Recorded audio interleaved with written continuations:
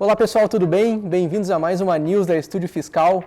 Como de praxe, toda semana eu trago as duas principais notícias que impactaram a semana no cenário tributário e fiscal do nosso Brasil.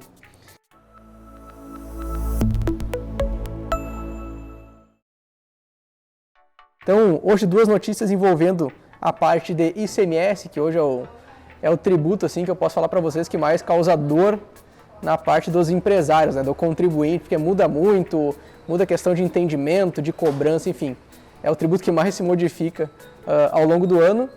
E o pior não é isso, o pior é que cada estado hoje tem a sua regra do ICMS, então cada um tem que seguir a sua lei específica. E a primeira notícia de hoje saiu no Jota, então um portal muito importante, muito interessante, que trata muito de questões tributárias. E a notícia é a seguinte: STJ, é devida a restituição do ICMS pago a mais em substituição tributária. Por unanimidade, os ministros da primeira sessão seguiram o entendimento do STF.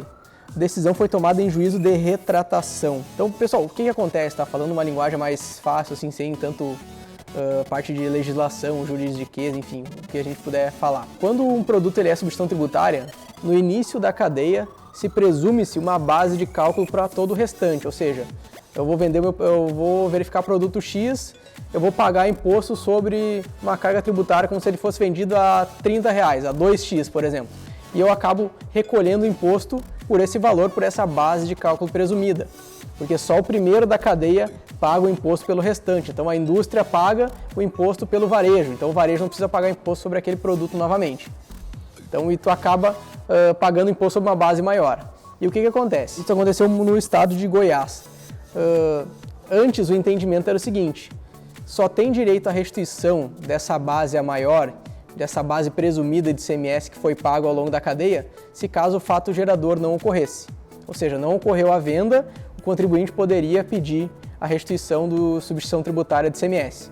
Porém, foi modificado o entendimento para o seguinte: se eu compro um produto com substituição tributária, a base presumida dele, por exemplo, foi R$10, ou seja, foi pago ICMS sobre R$10, e eu vendi o produto por 8, ou seja, por uma base menor do que foi calculado o ICMS-ST, a diferença de imposto pago sobre essa base inferior eu posso recuperar. Então, que é o que vem acontecendo em muitos estados. O contribuinte compra o produto, ele já vem com uma base presumida maior, ele acaba vendendo a um preço menor e ele tem direito a restituir essa diferença. Então, é exatamente isso que o contribuinte alegou nesse processo. Que se o STF decidiu que a empresa que vendeu o produto a uma base presumida menor que é o do imposto, ela pode recuperar, modificou o entendimento então do estado de Goiás, que antes vetava, antes ele só fazia a restituição se tu não recolhesse o imposto. É algo que já vem decidido do STF desde 2016, esse novo entendimento, e que agora foi feito em caráter de retratação para esse processo. Então, concluído, é devida a restituição de ICMS pago a mais em substituição tributária sim, e muitos estados, muitas empresas vêm recuperando esse valor.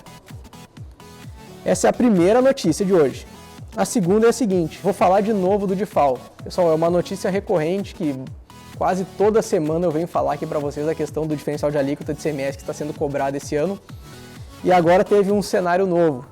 A Advocacia Geral da União defende a cobrança só em 2023 do ICMS. Ao menos 7 tribunais suspenderam as liminares que adiavam o pagamento do DIFAL. Então o que acontece? A própria Advocacia Geral da União deu um parecer para a STF defendendo que a cobrança do DIFAL só pode ser em 2023.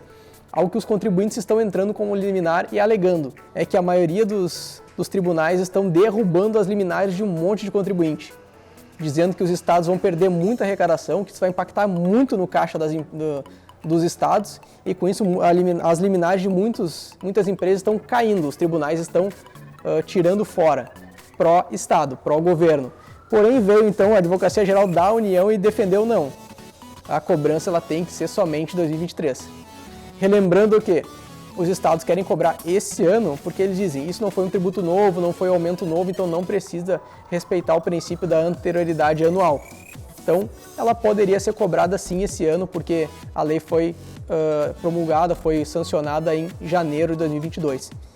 Então, esse é um assunto polêmico, toda semana eu trago uma atualização nova aqui, tá virando já um assunto recorrente, um assunto chato que toda semana eu trago, mas que é importante que isso mexe no bolso do contribuinte, então vamos ficar ligados, vamos ficar espertos no que tange a essas notícias.